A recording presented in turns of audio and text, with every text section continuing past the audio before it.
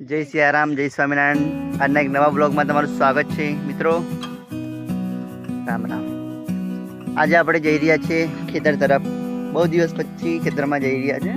વરસાદ બહુ જ ચાલો તો 2-3 દિવસમાં. તો જોઈએ કેવું વાતાવરણ છે આપણા ખેતરનું. આ મકાઈ કરી છે આ ખેતરમાં. આ પાછળ જોવાઈ રહ્યું છે મારું ઘર. કામ ચાલુ જ છે. હમણાં થોડો પૈસાની દિક્કત છે. એ પૈસા આવશે એટલે આમ કમ્પ્લીટ એનિમેશન સબ કરીને મસ્ત બનાવી દઈશું. ત્યારે તમને એની વિડીયો પણ બતાવીશું. મારી સાથે આ બે નાના બાળકો પણ આવી ગયા છે. જોઈ શકો છો તમે, જે આ મકાઈમાં પૂરા સંતાઈ જાય છે. આગળ બહુ મસ્ત નજારો છે એકદમ. તમને મેં પાછળનો કેમેરો કરીને બતાવું, તમે જોઈ શકો છો. વરસાદના મોસમમાં તો વાતાવરણ જ કંઈક અલગ જ વાત હોય. શું કેવું બાળકો તમારો? કેવો લાગે આ નજારો આપણો? આપણા ગામનો નજારો કેવો મસ્ત છે ને? તમને મજા આવે ને? મારી સાથે ફરવામાં પણ મજા આવે છે ને તમને? તો આ આપણી ઓસણો છે. વરસાદના કારણે એકદમ નીચે નમી ગઈ. જેવો પણ મસ્ત જોવાય છે, તમે જોઈ શકો છો. ફોટોશૂટ કરવા માટે આ જગ્યા મસ્ત છે. ડુંગરમાં જવાની કોઈ જરૂરત નથી. આપણા ખેતરમાં જ મસ્ત લોકેશન મળી શકે છે. તમે જોઈ શકો છો. કેટલો મસ્ત નજારો લાગે છે. આ ઓસણી કેવી લાગે છે પેલા તમને? બીક નહીં લાગતી? બીક નહીં લાગતી આ બાજુ તમને? નહીં લાગતી? આપણે ખેતર તો કાંઈ બીક કેમ? શું કહેવું? ચલો આગળ જઈએ. આની વિડીયો તમને મસ્ત એડિટ કરીને વિડીયોમાં એડ કરી દઉં છું, બ્લોગમાં એડ કરી દઉં છું. ચલો આગળ મળીએ. આમાં નીચે ઝૂકીને જવું પડશે યાર. બહોત જોઈ શકો છો કેટલો મસ્ત નજારો છે. આવું લોકેશન આપણે ઘરની આજુબાજુ જ હોય પણ આપણે જોઈ નથી શકતા. અને દૂર દૂર ફોટોશૂટ કરવા માટે જાય છે કેટલાક લોકો.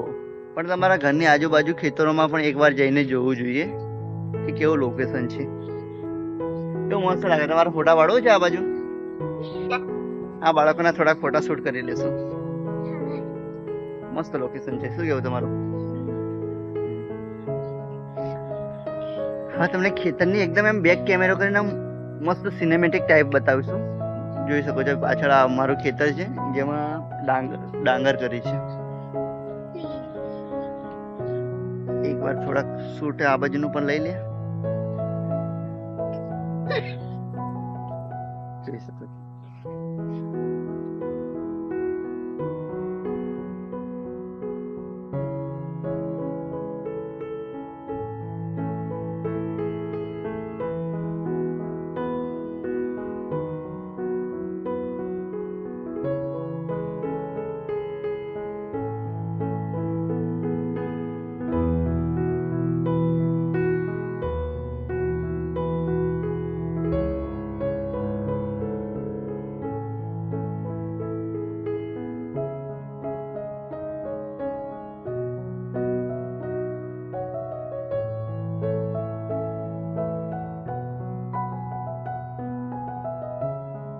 થોડીક વાર પહેલા જ વરસાદ બંધ રહ્યો છે એટલે હમણાં તો પાણી થઈ ગઈ છે બધે.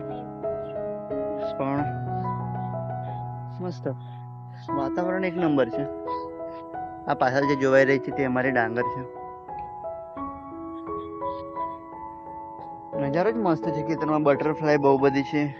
જે તિતલીઓ, આપણે ગુજરાતી ભાષામાં તિતલી.